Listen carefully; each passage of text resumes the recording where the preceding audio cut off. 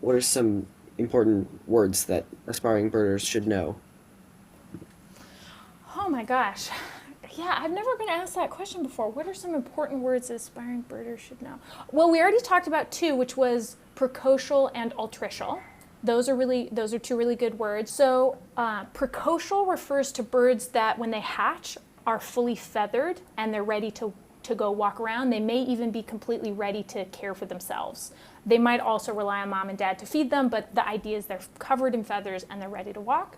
Altricial refers to birds that are born in, proper nest cups, where when they hatch, they're naked, blind, and they are entirely dependent on mom and dad to feed them. Anything important I should think about researching if I ever do an episode about ravens or like stellar Oh, shays or yeah. yeah. So if you ever do an episode about Stellar's jays, there's a really fun.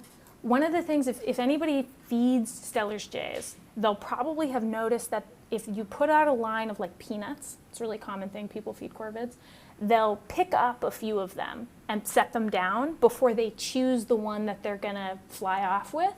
And so there's a really cool paper that examined that, and what they found is they're actually picking up each nut to evaluate the amount of, and this is a real term, nut meat density.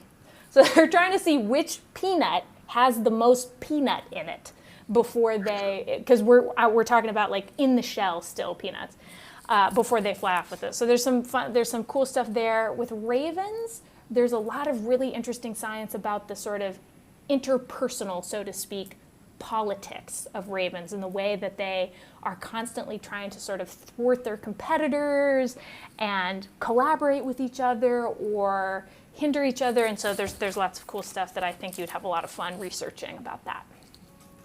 No, that sounds fascinating. Okay, I won't take any more of your time, but thank you